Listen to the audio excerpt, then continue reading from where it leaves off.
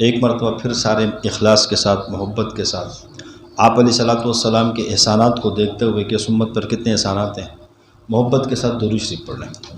الحمدللہ وحدہ والصلاۃ والسلام علی من لا نبی بعد، اما بعد فاعوذ باللہ من الشیطان الرجیم، بسم اللہ الرحمن الرحیم۔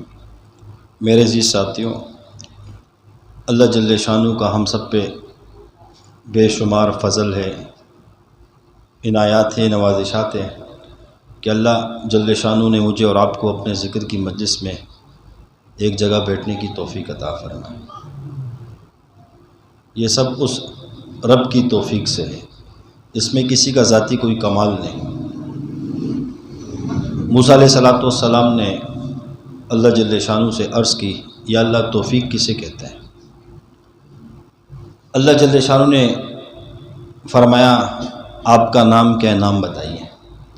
موسیٰ علیہ السلام خاموش۔ دوسری مرتبہ اللہ جل شانہ نے فرمایا، اپنا نام بتاؤ۔ موسیٰ علیہ السلام خاموش۔ تیسری مرتبہ جب اللہ جل شانہ نے فرمایا اپنا نام بتاؤ، موسیٰ علیہ السلام نے فرمایا، اللہ میں موسیٰ۔ پھر اللہ جل شانہ نے ارشاد فرمایا، اے موسیٰ، اسی کو کہتے ہیں توفیق۔ دو دفعہ آپ سے پوچھا آپ کا نام کیا ہے، جب میں نے توفیق نہیں دی آپ اپنا نام بتا نہ سکے، اور جب میں نے توفیق دی تو آپ نے اپنا نام بتا دیا۔ یہ اللہ کی توفیق ہے۔ انسان یہ نہیں کہہ سکتا کہ میرا اپنا عمل ایسا ہے، میرے پاس علم ہے، میرے پاس یہ کچھ نہیں۔ انسان کمزور ہے، کیونکہ قرآن میں اللہ فرماتے ہیں، خلق الانسان ضعیفا، کہ انسان کو اللہ نے کمزور پیدا کی، ضعیف ہے انسان۔ انسان کا اپنے اختیار میں کچھ نہیں ہے۔ اس کی گھر میں جو کھانا بنتا ہے، سالن بنتا ہے، یہی غذا بچے کھاتے ہیں، ان کی اللہ اس سے نشوونما کرتا ہے۔ میری طرح جو عمر کے لوگ ہیں وہ کھاتے ہیں، وہ ان کے لیے بڑھاپے کا سبب بنتا ہے۔ وہی کھانا وہی ہے، گھر میں ایک ہی بنا ہوا ہے، بچے کھا رہے ہیں، ان کی نشوونما ہو رہی ہے، بڑے کھا رہے ہیں، وہ کمزور ہوتے جا رہے ہیں، بینائی بھی کمزور ہو رہی ہے، بال میں سفیدی آ رہی ہے، دانتوں کے حساب سے کمزوری آ رہی ہے، جسمانی حساب سے کمزوری آ رہی ہے، گھٹنوں میں درد، چلنے پھرنے میں، یعنی اس کی قوت کمزور ہو رہی ہے۔ کھانا وہی ہے، اب وہی کھانا بچہ کھا رہا ہے تو اس کی نشوونما ہو رہی ہے، اس کا قد بھی بڑا ہو رہا ہے، اس کی ہڈیاں بھی بڑھ رہی ہیں، گوشت بھی بڑھ رہا ہے، اس کے اندر قوت آ رہی ہے۔ تو میرے جی ساتھیوں، یہ سب اس اللہ کے قبضے قدرت میں ہے۔ وہ اس کھانے کو شفا بنا دے یا مرض کا ذریعہ بنا دے، یہ سب اس کے ہاتھ میں ہے۔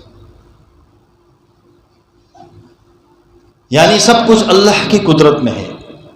میرا اپنا اختیار، آپ کا اپنا اختیار اپنے جسم پر نہیں۔ میرے جسم کے ناخن جو ہیں، ہاتھ کے انگلیوں کے، پاؤں کی انگلیوں کے، یہ دن بدن بڑھتے جاتے ہیں۔ میرا اپنے وجود پر اتنا اختیار نہیں ہے کہ میں اس کو روک سکوں یہ بڑھے نہ، ہے اختیار۔ میرے بال سفید ہونے کو جا رہے ہیں، سفید ہو رہے ہیں، کیا میرے اپنے وجود پر میرا اختیار ہے کہ اس کو روک دوں کہ یہ سفید نہ ہو؟ میری بینائی کمزور ہو رہی ہے، کیا میرے پاس اتنا اختیار ہے کہ میں اپنی بینائی کو کمزور نہ ہونے دوں؟ ہے کسی کے پاس یہ قوت؟ یعنی انسان کا اپنے جسم پر اختیار نہیں۔ وہ جب کھانے کا ایک لقمہ لیتا ہے اور اندر نکلتا ہے، یا وہ شفا بنتا ہے یا بیماری کا ذریعہ بنتا ہے، ٹھیک ہے، یا گیس کا ذریعہ بنتا ہے، بدہضمی کا ذریعہ بنتا ہے۔ تو میرے جی ساتھیوں، میرے اور آپ کے ہاتھ میں یہ نہیں کہ ہم اپنے منہ میں جو نوالا ڈالتے ہیں اس کو ہم ہضم کر لیں، اس سے بیماری پیدا نہ ہو، یہ کسی کے کنٹرول میں نہیں ہے۔ یعنی ہمارا وجود ہمارے اختیار میں نہیں ہے۔ میرے دل کی دھڑکن تیز ہوتی ہے، میں اس کو نارمل نہیں کر سکتا۔ دھڑکن کمزور ہو جاتی ہے، میں اس کو اپنے حال پر لا نہیں سکتا، میرے اختیار میں نہیں ہے۔ اس لیے انسان کو اللہ نے کمزور پیدا کیا، لیکن اس انسان کو اللہ نے اشرف المخلوقات بنایا، اس کو عقل اللہ نے دی۔ یعنی پوری کائنات کے اندر جتنی اللہ نے مخلوقات کو پیدا فرمایا، اور جو اشرف کو جو شرف ملا ہے یہ اس انسان کو ملا ہے، کہ انسان کو اللہ جل شانہ نے اشرف المخلوقات پیدا کیا۔ ہم اس رب کو پہچان لیں، اس اللہ کے ساتھ ہمارا تعلق بن جائے۔ جتنے بھی دین کے شعبے ہیں، چاہے وہ جہاد کا شعبہ ہے، ان کا مقصد کیا ہے؟ اللہ کی رضا۔ دعوت کے نام سے جو شعبہ چل رہا ہے، دین کا کام جتنے لوگ بھی کریں، تبلیغ کے نام سے کر رہے، دعوت کے نام سے کر رہے، سب کا مقصد کیا ہے؟ رضا الہی، کہ اللہ ہم سے راضی ہو جائے۔ خانقاہیں، آستانے پوری دنیا میں جہاں چل رہے ہیں، ان کا مقصد کیا ہے؟ کہ اللہ ہم سے راضی ہو جائے۔ جتنی پوری دنیا میں مدارس ہیں، سب کا مقصد کیا ہے؟ کہ اللہ ہم سے راضی ہو جائے۔ سیاست کے اندر جتنے لوگ ہیں، مذہبی آپ دیکھ لو کتنے لوگ ہیں، مختلف تنظیمیں ہیں، تو سیاست بھی دین کا شعبہ ہے، ان سب کا مقصد کیا ہے؟ کہ اللہ ہم سے راضی ہو جائے۔ سوشل ورک جتنے لوگ کر رہے ہیں مسلمان، مختلف طبقات کے اندر، ان سب کا مقصد کیا ہے؟ کہ اللہ ہم سے راضی ہو جائے۔ میرے بھائیو، یہ سب دین کے کام ہیں۔ جو لوگ تجارت کر رہے ہیں، تجارت بھی دین کا کام ہے۔ تجارت کا مقصد کیا ہے؟ کہ اللہ ہم سے راضی ہو جائے۔ میرے جی ساتھیوں، ہم اس بات پر غور کریں کہ کیا مجھ سے اللہ راضی ہے کہ نہیں؟ آج میرے زندگی میں کون سا عمل کیا، اللہ کو کتنا راضی کیا، اللہ کو کتنا ناراض کیا، اس کی ہمیں فکر لگ جائے۔ ذکر کا مقصد کیا ہے؟ ایک ہے ذکر کے فضائل۔ ذکر کے فضائل تو بہت سارے ہیں۔ حدیث کا مفہوم ہے کہ ایک جگہ لوگ جمع ہوں اور اللہ کا ذکر ہو رہا ہو، آسمانوں سے فرشتے آتے اس ذکر کی مجلس کو چاروں طرف سے گھیر لیتے ہیں۔ یعنی فرشتوں کی اتنی قطاریں لگ جاتی ہیں کہ آسمانوں تک چلی جاتی ہیں۔ جب وہ مجلس برخاست ہو جاتی ہے، اللہ جل شانہ تو سب چیزوں کو جانتے ہیں، فرشتے سے پوچھتے ہیں کہ فرشتوں کہاں سے آ رہے ہیں؟ فرشتے عرض کرتے ہیں یا اللہ فلاں جگہ پہ آپ کے ذکر کی مجلس تھی، وہاں سے آ رہے ہیں۔ تو اللہ جل شانہ فرشتوں سے پوچھتے ہیں کہ ان کا مقصد کیا ہے، وہ کیا چاہتے ہیں؟ فرشتے عرض کرتے ہیں یا اللہ وہ آپ کی رضا چاہتے ہیں، جنت چاہتے ہیں، جنت کی طلب ہے۔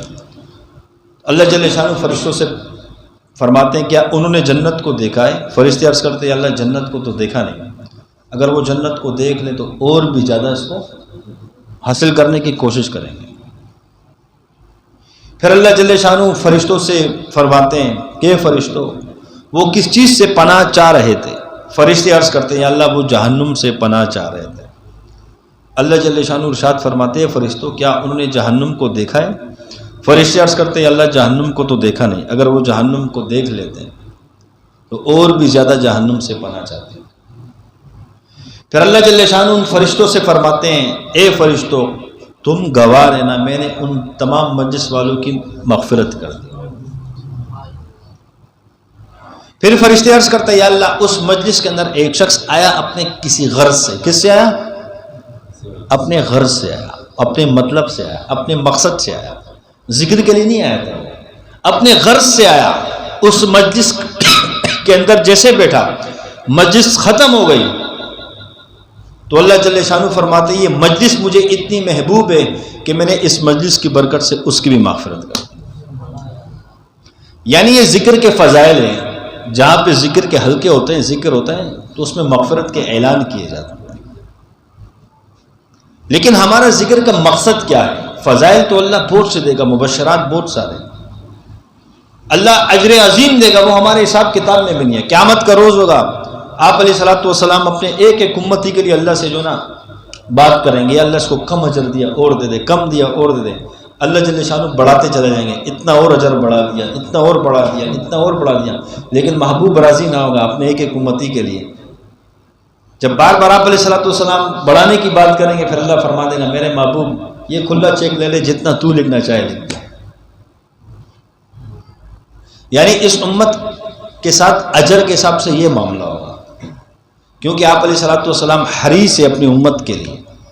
مطلب یہ ہے کہ اللہ اجر تو بہت سا ملے گا، یہ بن دیکھے سودا ہے، لیکن ذکر کا مقصد کیا ہے؟ یہ اللہ والوں کے پاس جانے کا مقصد کیا ہے؟ اگر علم سیکھ لیں مدرسے میں انسان سیکھ سکتا ہے، کتابیں پڑھ لیں، مسائل سیکھ لے گا۔ اب اللہ والوں کے پاس جانے کا مقصد کیا ہے؟ اب اللہ والوں کے پاس جانے کا مقصد یہ ہوتا ہے کہ حدیث میں آپ کو ملتا ہے، یہ شریعت ہے اور یہ اللہ والوں کی جو لائن ہے تصوف، اس کو طریقت بولتا ہے۔ کیا بولتے ہیں؟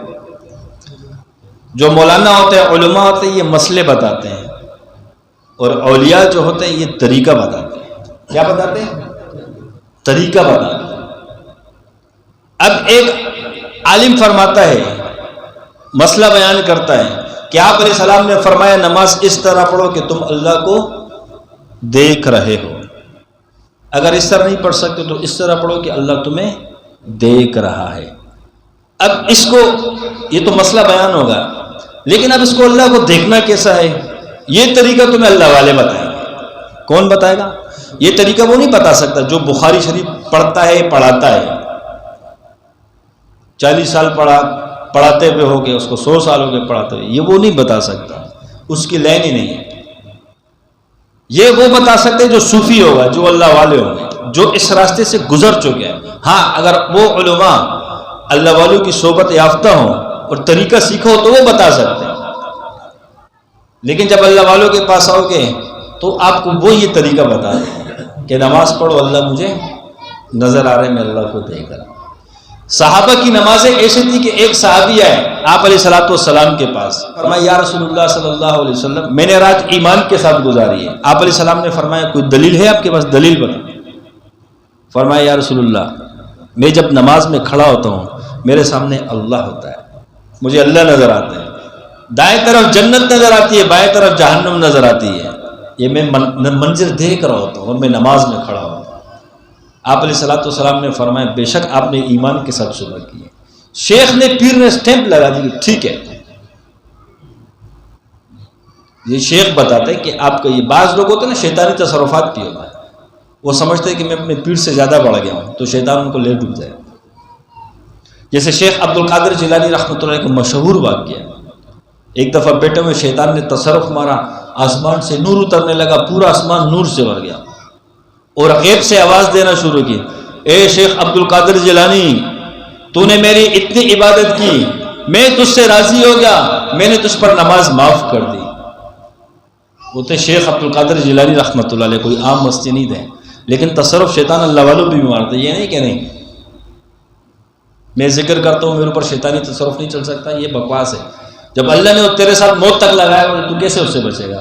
تو آزمانے کا ذریعہ اللہ آزماتے اس کے ذریعے سے۔ تو شیخ عبد القادر جیلانی رحمۃ اللہ نے فرمایا شیطان خبیث میں پہچان کیونکہ تو شیطان ہے، نماز تو میرے نبی کے لیے معاف نہیں ہے، میری کیا حیثیت، کیا اوقات۔ اس کے بعد شیطان نے ایک اور حملہ کیا، بڑا حملہ، فرمایا تجھے تیرے علم نے بچایا، فوراً رجوع اللہ ہوا۔ شیخ عبد القادر جیلانی رحمۃ اللہ فرماتے مجھے میرے علم نے نہیں بچایا، مجھے میرے اللہ نے بچایا۔ کس نے بچایا؟ اللہ نے بچایا۔ یہ ہوتی ہے، آپ علیہ الصلوۃ والسلام نے فرمایا حدیث کے مفہوم میں، مومن کی فرارت سے ڈرو کہ وہ اللہ کے نور سے دیکھتا ہے۔ کس سے دیکھتا ہے؟ جیسے انور شاہ کشمیری رحمۃ اللہ علیہ، بہت سے واقعات موجود ہیں کہ جس کو اللہ نور کی آنکھیں دیکھتے ہیں نا، وہ اس سے دیکھ رہا ہوتا ہے۔ میرے ساتھی، یہ اللہ والوں کے پاس جانے کا مقصد کیا ہے؟ رسم نہیں ہے، رواج نہیں ہے، اللہ والوں کی صحبت میں بیٹھنے کا ایک بہت بڑا مقصد ہے۔ موجودہ دور میں ہم نے مشہور کر دیے کہ ہمارا اللہ والوں سے اصلاحی تعلق ہے۔ کیا تعلق ہے؟ اگر کسی خانقاہ والے سے پوچھ جائے کہ آپ کا کے شیخ سے کیا تعلق ہے، آپ تصوف میں کیوں ہو، تو وہ بڑے مزے سے کہتے ہیں میرا فلاں شیخ سے اصلاحی تعلق ہے۔ کون سا تعلق ہے؟ اصلاحی۔ ارے اصلاحی تعلق کے لیے پیر کا ہونا ضروری نہیں ہے، اصلاحی تعلق کے لیے شیخ کا ہونا ضروری نہیں ہے، اصلاحی تعلق کے لیے آپ علماء کے پاس بیٹھو آپ کی اصلاح ہو جائے گی، صالحین میں بیٹھو آپ کی اصلاح ہو جائے گی۔ تو آ جاؤ پھر پیر کے پاس بیٹھنے کا کیا تعلق ہے؟ پیر کے پاس بیٹھنے کا تعلق یہ ہوتا ہے، مقصد یہ ہوتا ہے کہ وہ صدیق بن جائے۔ کیا بن جائے؟ صدیق بن جائے۔ درجے 4 ہیں، سب سے بڑا درجہ کس کا ہے؟ نبیوں کا، پھر صدیق کا، پھر شہید کا، اس کے بعد صالحین کا۔ تو تو جب صالح بننا چاہتے اس کے لیے تو کہہ دینے کہ پیر کی صحبت اختیار کر۔ پیر کی صحبت تو اس لیے اختیار کر کہ تو صدیق بن جائے، یہ سچوں کا راستہ ہے، سچوں کے پاس بیٹھ کے سچا بن جائے۔ میرے جی ساتھیو، تو تصوف کا مطلب یہ ہے کہ ہم اللہ کی معرفت کو حاصل کر لیں، کہ ہم نماز پڑھیں ہمیں اللہ نظر آئے، یہ علم ہم سیکھیں۔ اور جس پیر کے پاس یہ علم نہیں ہے تو اس کے پاس بیٹھنے کے پھر بیکار ہے۔ شیخ سلسلہ سروردیہ، شیخ شہاب الدین سروردی رحمۃ اللہ علیہ، ان کے سلسلے میں کیا ہے؟ اللہ کی معرفت ہے نا. سلسلہ چشتیہ خواجہ معین الدین چشتی رحمۃ اللہ علیہ معرفت ہے. سلسلہ قادریہ شیخ عبد القادر جیلانی معرفت ہے. سلسلہ نقشبندیہ خواجہ بہاؤالدین زکریا رحمۃ اللہ علیہ، مجدد علی ثانی رحمۃ اللہ علیہ معرفت ہے. سلسلہ شاذلیہ امام شاذلی رحمۃ اللہ علیہ معرفت ہے. سلسلوں کا مقصد ہوتا ہے معرفت حاصل کرنا. کیا حاصل کرنا؟ اللہ کی پہچان حاصل کرنا. جاننا اور پہچاننے میں فرق ہے. ایک ہے جاننا، ایک ہے پہچاننا. ملک کا موجودہ وزیر اعظم کون ہے؟ شہباز شریف. جانتے ہو؟ سب جانتے ہو؟ جانتے ہو نا کہ یہی ہے. پہچانتے نہیں ہو. جان کا مطلب ہوتا ہے کسی کے بارے میں معلومات، جانکاری. پہچان کا مطلب معرفت ہوتا ہے کہ آپ کی اتنی جان پہچان اس کے ساتھ بن جائے کہ وہ آپ کی سنے، آپ اس کی سنو. اس کو کہتے ہیں پہچان. جاننے کا مطلب ہے معلومات، کہ اس کو آپ اس کے بارے میں آپ کو معلومات ہے کہ ادھر رہتے ادھر رہتے. پہچان کا مطلب یہ کہ آپ کو اس سے ہیلو ہائے ہے، آپ کچھ اپنی سناتے ہو وہ اپنی سنتا ہے. تو جب اس کے ساتھ ہماری پہچان نہیں تو اس سے ہم اپنا مسئلہ حل کروا سکتے ہیں؟ نہیں. لیکن ایک چپڑاسی ہو، اس کی پہچان ہے، اس کو اس کی معرفت حاصل ہے تو وہ اس سے اپنے بڑے بڑے کام کروا سکتا ہے. اسی طریقے سے اللہ کو ہے جاننا اور ایک ہے پہچاننا. فرق ہے اس کے اندر. جانتا تو کافر بھی ہے کہ وہ اللہ ہے، جانتا تو ابلیس بھی ہے کہ وہ اللہ ہے. وہ فرماتے ہیں نا کہ ابلیس جو تھا نا یہ سب سے بڑا عالم تھا، عابد تھا. 2 عین تھے، ایک عین کی کمی تھی، عاشق نہیں تھا. اور یہ عشق والوں کا راستہ ہے. تصوف اللہ والوں کا جو راستہ ہے یہ عاشقوں کا راستہ ہے. یہاں سے عاشق ہی گزر سکتے، عام بندہ نہیں جا سکتا. جب اللہ والوں سے عشق کرو گے تو اللہ اپنے تک پہنچا دے گا. اللہ تک کوئی ڈائریکٹ نہیں پہنچ سکتا، یاد رکھنا. یہ اللہ نے قید لگائی، کیونکہ قرآن میں اللہ فرماتے ہیں کہ رحمان کا راستہ کسی باخبر سے پوچھو، جس کو معلوم ہو. باخبر وہی ہے جو گزر چکے ہیں. اب یہاں سے فیچر موڑ جانا ہے، آپ لوگ یہاں سے گزر چکے ہو، آپ کو ہر گلی کے اندر معلوم ہے یہاں کھدائی ہو رہی ہے یا نہیں ہو رہی، یہ گلی صاف ہے یا پانی کھڑا ہے یا کھڈا ہے. تو آپ سے جب کوئی پوچھتا ہے کہ مجھے وہاں جانے کس راستے سے جاؤں، تو جب ان گلیوں کی معرفت اور آپ اس سے گزر چکے ہو تو آپ اس کو سمجھا سکو گے. اب ایک بندے کو پتہ نہیں کہ کتنی گلیاں اور فیچر اور کون سی گلی جا رہی ہے، تو اس کو پہنچا سکتے ہیں وہاں. اسی طریقے سے جو اللہ والے اللہ تک پہنچے ہوتے ہیں وہی پھر آگے پہنچاتے ہیں. انسان خود نہیں پہنچ سکتا، کیونکہ قرآن میں اللہ نے خود قید لگائی، رحمان کا راستہ کسی باخبر سے پوچھو. اے ایمان والو تقوی اختیار کرو، اللہ والوں کی صحبت میں بیٹھو، سچوں کی صحبت میں بیٹھو، صادقین کی صحبت میں بیٹھو. یہ اللہ والوں کے پاس جو ہم جاتے ہیں ان کی جوتیوں میں بیٹھے ہیں، وہ رسم رواج نہیں ہے. یہ علم کے لیے. کس کے لیے؟ کہ وہ علم جو ان کے دلوں میں اللہ نے جو نور رکھا ہے، جو علم رکھا ہے، یہ ہمارے دلوں میں آ جائے، ہمیں اس کا فیض ملے، وہ ہمیں ٹرانسفر ہو جائے اس کو سیکھنے کے لیے. جب وہ نور آ جائے گا دل کے اندر تو پھر وہی بات ہے کہ مومن کی فراست سے ڈرو کہ وہ اللہ کے نور سے دیکھتا ہے. پھر انسان اللہ کو دیکھ سکے گا. جب انسان نیک صالح اعمال کرتا ہے، قرآن شریف کی تلاوت کرتا ہے، اس پہ جو سکینہ نازل ہوتی ہے قرآن شریف کے پڑھنے پہ، فرشتوں کا جو نزول ہوتا ہے، جب اللہ یہ دل کی آنکھیں دے دے گا نا، پھر یہ نظر آئے گا. جب پڑھتے ہوئے پھر آپ کو مزہ آئے گا. اللہ بھی نظر آ رہے ہیں، اس پہ جو نزول ہو رہے ہیں وہ بھی نظر آ رہے ہیں. اس کو سیکھنے کے لیے اللہ والوں کے پاس جاتے ہیں کہ انسان یہ کمال والا بن جائے. اس لیے نہیں جاتے. میرے جی ساتھیوں، اللہ والوں کی صحبت جو ہے نا یہ بڑی قیمتی چیز ہے. اشرف علی تھانوی رحمۃ اللہ علیہ فرماتے ہیں جس نے کامل پیر کے ہاتھ پہ بیعت کی ہے کہ زندگی کھو کے نہیں مرے گا، یہ ایمان کے ساتھ رخ سکتا ہے. ایک بڑا مشہور واقعہ ہے امام راضی رحمۃ اللہ علیہ کا.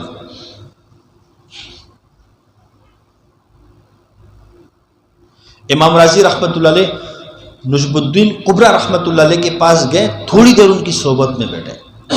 امام راضی کو دنیا جانتی ہے کہ بہت بڑے فقہ کے اندر امام گزر چکے ہیں. تھوڑی دیر ان کی صحبت میں جا کر بیٹھے، جیسے شیخ صاحب کی صحبت میں بیٹھے، حضرت نے توجہ اس کے دل پہ ماری تو اس کو دل میں حرکت محسوس ہوئی. تو شیخ سے فرماتے ہیں حضرت یہ کیا کر رہے ہو آپ؟ فرمایا تیرے علم کو صاف کر رہا ہوں، فلٹر کر رہا ہوں. کیا کر رہا ہوں؟ بس وہ ڈر گئے، وہاں سے چلے گئے. بس یہی صحبت اختیار کی چند لمحوں کی، لیکن اس صحبت نے کیا کام دیا؟ اللہ والوں کے پاس بیٹھنا یہ کس کام کا؟ ایسے نہیں ہے.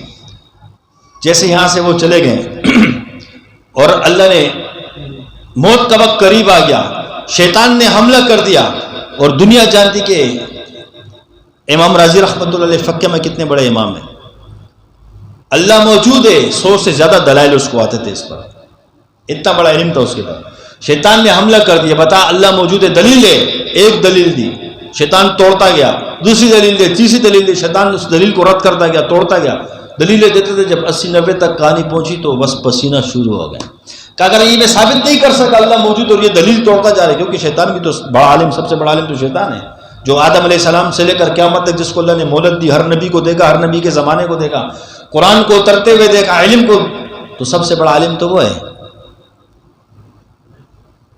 دلیلیں توڑتا گیا، اب پسینے چھوٹ گئے، اگر میں ثابت نہیں کر سکا، خوف پیدا ہو گیا کہ ایمان پر خاتمہ نہ ہو۔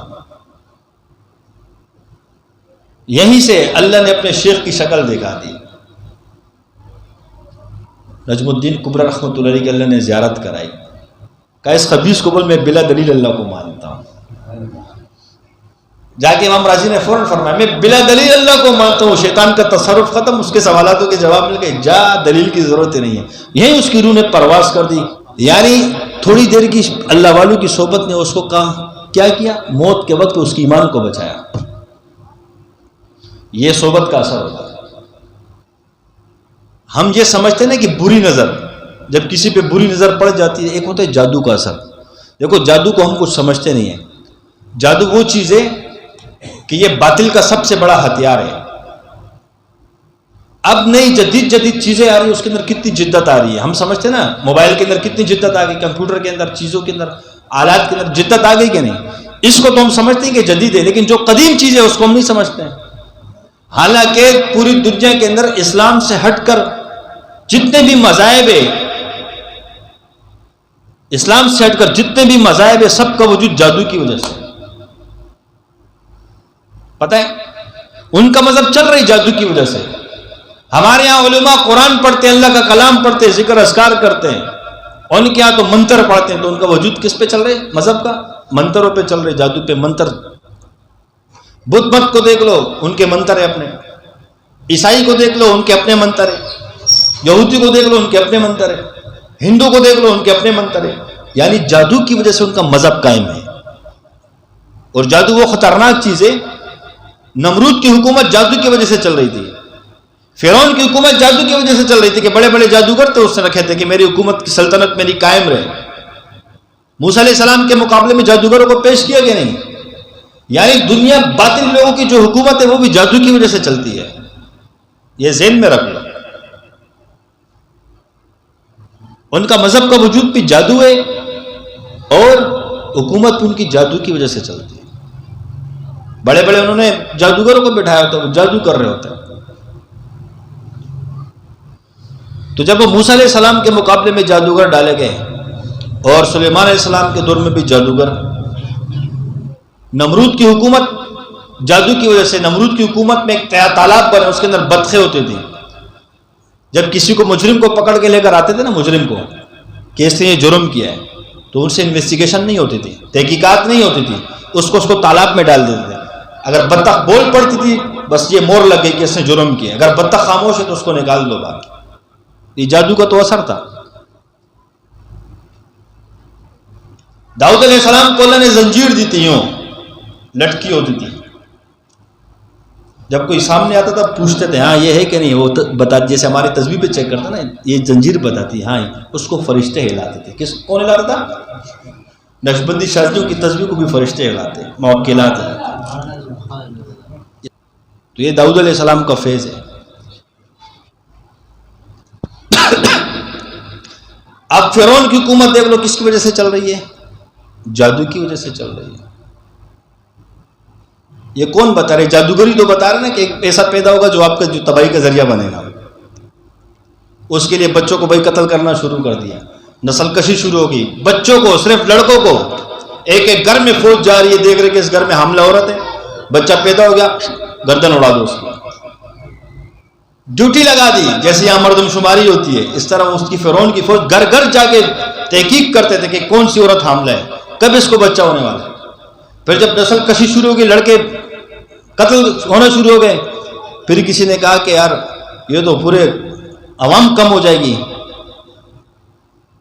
تو پھر مشورہ کیا، بولا 1 سال بچوں کو چھوڑ دو، 1 سال مارو۔ پھر اللہ کا نظام کیا، اس کے گھر میں اس کی پرورش کی اللہ۔ اور جب موسیٰ علیہ السلام کی پیدائش ہوئی، فرعون کی فوج آئی، دائی کا دل نہ چاہا کہ اس بچے کو بتا دیا جائے، بچے کو چھپا دیا اور کپڑے پہ بکری کا خون لگایا، جیسے فوج آ گئی، بچہ پیدا ہوا اس گھر میں، کہا وہ تو مار دیا، مطمئن ہو کے چلے گئے۔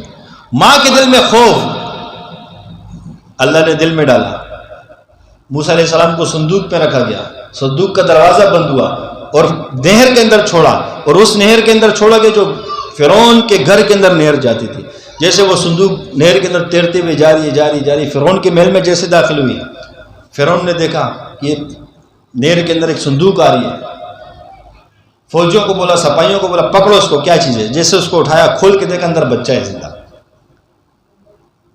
اب فرعون نے تلوار نکالی، بچے کو اڑاتا ہوں، گردن اڑاتا ہوں۔ فرعون کی بیوی آئی، کہا ہمارا بچہ نہیں ہے، اس کو چھوڑ دے، اور اتنا خوبصورت بچہ، اس کی ہم پرورش کریں گے۔ کہا نہیں، یہ وہ نہ ہو۔ اب بیگم سمجھا رہی ہے، دیکھو اس کے دل میں اللہ نے محبت ڈالی، آئیے اللہ کا نظام ہے، دشمن کے گھر جب حفاظت کرنا چاہتا ہے وہ۔ کہا نہیں، یہ جب بڑا ہوگا ہم اس کی پرورش کریں گے تو یہ تو ہمارا فرما بردار ہوگا، تجھے کیسے مارے گا؟ اس بات پہ چلو جی، پرورش شروع ہو گئی، بچہ رو رہے، بھوک لگی ہے، تمام جتنے بھی علاقے میں لوگ تھے سب عورتوں کو بلایا گیا جن کے سینے میں دودھ تھا، بلایا گیا، بچہ دیے کہ اس کو دودھ پلاؤ۔ ہر عورت اپنے سینے سے کے ساتھ لگا رہی ہے، بچہ دودھ نہیں پی رہا، نبی ہے، کسی اور عام عورت کا دودھ کیسے پیے گا؟ یا اب وہی لوگ جو بچے کو مارنے پہ تلے، ان کے دل کے اندر وہ شروع ہو گئی، تڑپ شروع ہو گئی، بچہ مر نہ جائے، اب بے چین اس کی سلطنت ہو گئی کہ کسی عورت کو لائے جو اس کو دودھ پلائے۔ کرتے کرتے کسی نے کہا کہ اس گھر میں ایک عورت ہے، اس کو بلاؤں، کیا پتہ اس کا دودھ پی لے۔ جیسے وہ وہاں پہنچی موسیٰ علیہ السلام کی والدہ کے پاس، کہا فرعون کے پاس جو ہے نا وہ بچہ اس کو دودھ پلانا، حامی بھر لی، جیسے یہ گئی وہ تنخواہ بھی مقرر ہو گئی اور جو ہے نا گھر بھی دے دیا گیا۔ لیکن اللہ نے، علماء فرماتے ہیں نا کہ اس ٹائم پہ اللہ نے وہ ماں کی ممتا چھین لی، کیونکہ ماں اپنی جو اولاد سے محبت کرتی ہے نا، جب بچہ صرف 1 گھنٹہ گم ہو جائے، جب وہ ملتے ہیں نا تو ماں باپ کیسے اس کو چومتے ہیں، لیکن اللہ نے اس ٹائم اس ماں کی ممتا کو چھین لیا تھا، محبت نکال دی جسم سے۔ ایسا نہ ہو کہ فرعون کے محل کے اندر اس کو دیکھے، وہ میرا لخت جگر، میرا دل کا ٹوٹا، بس جیسے کہ عام بندوں کی طرح بولا چلو میں کوشش کروں، جیسے پلایا اس کا دودھ پینا شروع کروں۔ پہلے بچہ چھپایا جا رہے کہ قتل نہ ہو، اب وہی حکومت، وہی دشمن، سلطنت پریشان ہے، اس کا اکرام کیا جا رہا ہے کہ بچے کو دودھ بھی پلائے اور تنخواہ بھی لے ہم سے۔ یعنی اللہ نے اپنے نبی کی پرورش اپنی ماں سے ہی کرا۔